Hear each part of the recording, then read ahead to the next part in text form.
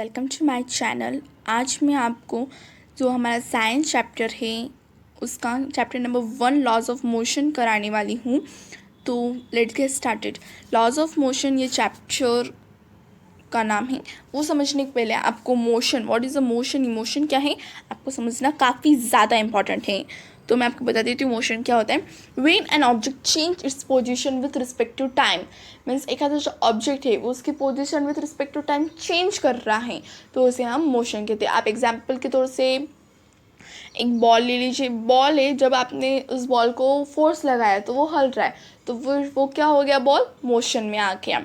अब यहाँ पे भी आपकी बुक में भी काफ़ी एग्जाम्पल है, हम वो देख लेते हैं। फ्लाइट बर्ड, ये यहाँ पे लिखा है फ्लाइट बर्ड, मीन्स जो पक्षी होती है वो हवा में उड़ रही है, वो भी एक मोशन हो गया। उसके नीचे लिविंग फ्लाई थ्रू एयर, जो पत्तियाँ होती है वो हवा में उड़ रही है, वो भी एक मोशन हो गया। बट आप यहाँ पे देख रहे हैं stationary train. Stationary train means एक रुके वाली ट्रेन। अब हम रुके वाली ट्रेन को तो मोशन नहीं कह सकते, तो उसे हम कहते हैं रेस्ट। क्या कहते हैं हम उसे? Rest. Rest is the opposite of motion. जो रेस्ट है वो मोशन के अपोजिट होता है। अब मैं आपको बताती हूँ रेस्ट क्या होता है। When an object do not change its position with respect to time is called rest. Means जो एक ऑब्जेक्ट है वो उसकी पोजीशन चेंज नहीं कर रहा है तो उसे रेस्ट कहते हैं। जैसे कि आप देख सकते हो यहाँ पे जो स्टेशनरी ट्रेन है, एक ट्रेन है, आइए समझ लो ट्रेन है, वो उसकी जगह पे रुके वाली है, वो उसकी पोजीशन चेंज नहीं कर रही है तो उसे हम रेस्ट में कहेंगे, उसे हम मोशन नहीं कहेंगे। आई होप आपको मोशन समझ में आ चुका होगा। अब हम हमारा जो नेक्स्ट पॉइंट है डिस्टेंस एंड डिस्प्लेसमेंट, ये देखेंगे। काफ़ी सारे बच्चों को क्या लगता है डिस्टेंस एंड डिस्प्लेसमेंट सेम होता है, बट ऐसा नहीं है फ्रेंड। डिस्टेंस एंड डिस्प्लेसमेंट अलग अलग होते हैं, बट हाँ वो उनमें सिर्फ काफ़ी कम माइनर डिफरेंस होता है, इसलिए काफ़ी बच्चों को लगता है वो सेम होते हैं। तो मैं आपको पहले डिस्टेंस क्या होता है बता देती हूँ। Distance is a actual path travelled by a body. Distance is actual path travelled by a body and displacement is the shortest path covered by a body is called displacement. And displacement होता क्या है, मैं आपको example के through समझाती हूँ।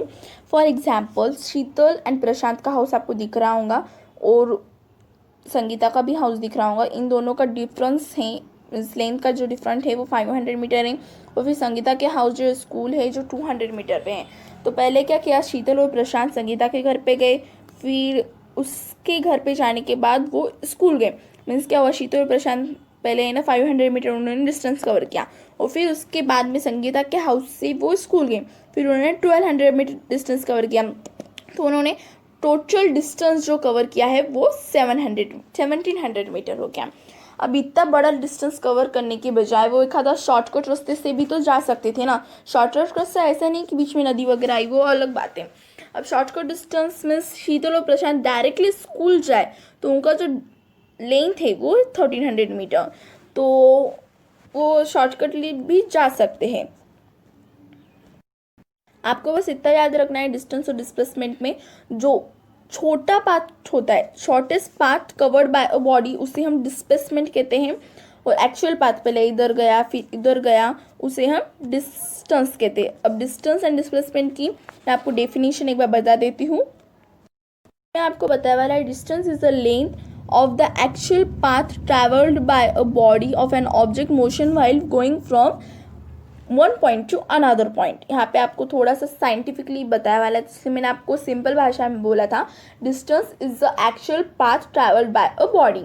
और displacement की भी आगे दे वाली, whereas displacement is the minimum distance between is the starting and finishing. आपको डिस्टेंस एंड डिस्प्लेसमेंट अच्छी तरह से क्लियर हो चुका होगा। अब हम बढ़ते हैं हमारे नेक्स्ट टॉपिक की तरफ, speed and velocity. Speed and velocity होता है क्या, ये समझाने के पहले मैं आपको वेक्टर एंड स्केलर क्वांटिटी के बारे में बताना चाहूँगी। Vector quantity means having both magnitude as well as direction. Vector quantity को मैग्नीट्यूड और डायरेक्शन दोनों भी होते हैं, और स्केलर क्वांटिटी को सिर्फ मैग्नीट्यूड होता है, डायरेक्शन नहीं होता है। अब हम आगे देखते हैं स्पीड एंड वेलोसिटी। स्पीड को सबको पता ही होगा, what is speed. Speed is a distance पर यूनिट टाइम। स्पीड क्या होता है, डिस्टेंस पर यूनिट टाइम। यहाँ से हमें डेफिनेशन से हमें फार्मूला मिल गया है। Formula is equal, speed is equal to total distance travelled and time required.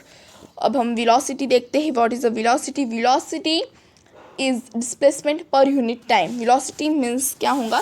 Displacement per unit time. तो इस यहाँ पे भी हमें फॉर्मूला मिल गया है, डिस्प्लेसमेंट अपॉन टाइम. अब आपको एक बात ध्यान रखनी है कि जो इनका जो यूनिट होगा, दोनों का यूनिट सेम होता है. इन SI यूनिट इनका यूनिट होगा MS और CGS सिस्टम में इनका यूनिट होगा सेंटीमीटर और सेकेंड. आई होप आपको समझ में आ चुका होगा. एक बात हमेशा याद रखनी है फ्रेंड्स, जो स्पीड जो होती है वो हमेशा स्केलर क्वांटिटी में होती है और जो वेलोसिटी वो होती है वो हमेशा वेक्टर क्वांटिटी में होती है.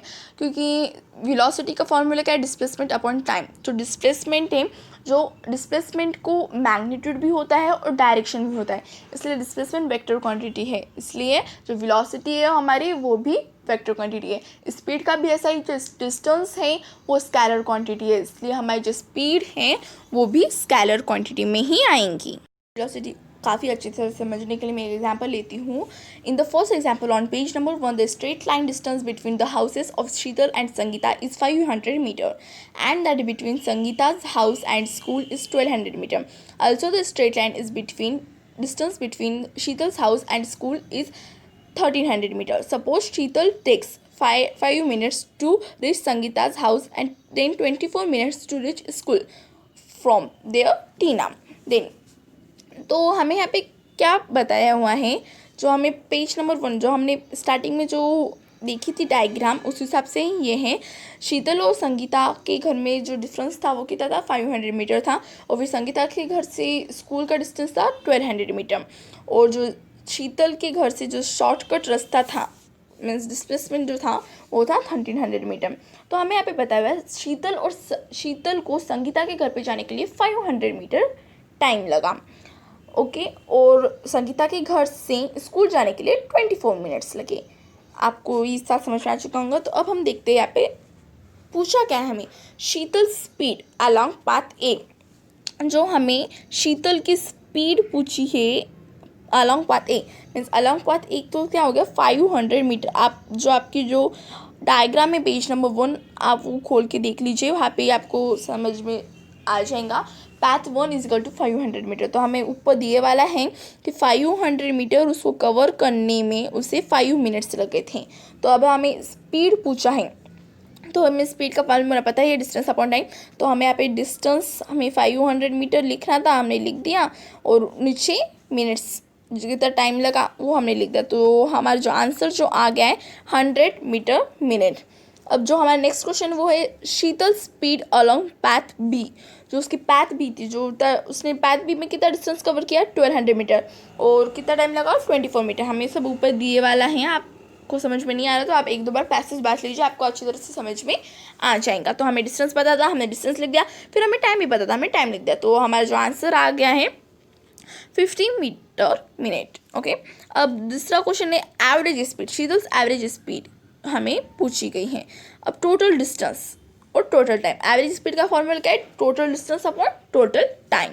अब हमें टोटल डिस्टेंस देखना है. टोटल डिस्टेंस कितना किया? पहले ही हमने निकाला था. पहले 500 मीटर किया, फिर 1200 मीटर किया. तो टोटल डिस्टेंस हो गया 1700 मीटर. और जो हमारा टाइम है, पहले उसको कितने मिनट लगे थे? 5 मिनट. और उसके बाद में उसे लगे 24 मिनट. तो हमारा जो टोटल टाइम होगा वो 29 होगा. तो बस हमने वो फार्मूला में लिख दिया है और फिर हमारा आंसर आ गया 58.6 मीटर मिनट. अब हमारा नेक्स्ट है शीतल्स वेलोसिटी. अब हमें उसकी वेलोसिटी पूछी है. अब वेलोसिटी का आपको फार्मूला पता ही है, डिस्प्लेसमेंट अपॉन टाइम. तो उसने जो शॉर्टेज डिस्टेंस था, अगर उससे गई होती तो उसका डिस्प्लेसमेंट क्या होता? 1300 मीटर. और फिर उसको टाइम भी कितना लगा है वो हमें दिए वाला है 29 मिनट. ओके.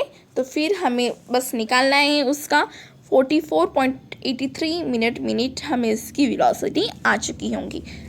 आई होप आपको स्पीड एंड वेलोसिटी अच्छी तरह से समझ में आ चुका होगा थ्रू दिस डायग्राम. तो ये था फ्रेंड्स हमारा आज का वीडियो. हमने आज की वीडियो में क्या देखा है, एक बार इसका क्विक रिव्यू देख लेते हैं. हमने इंट्रोडक्शन ऑफ मोशन देखा, मोशन क्या होता है, मोशन की डेफिनेशन देखी. उसके बाद में हमने डिस्टेंस और डिस्प्लेसमेंट क्या होता है उनकी डेफिनेशन देखी. और उसके बाद में हमने स्पीड और वेलोसिटी देखा. स्पीड और वेलोसिटी की हमने डेफिनेशन भी देखी, उनका हमने फार्मूला भी देखा। आई होप आपको वीडियो मेरा पसंद आया होगा। प्लीज़ आपको ये मेरा वीडियो पसंद आया तो प्लीज़ लाइक शेयर ज़रूर कीजिएगा।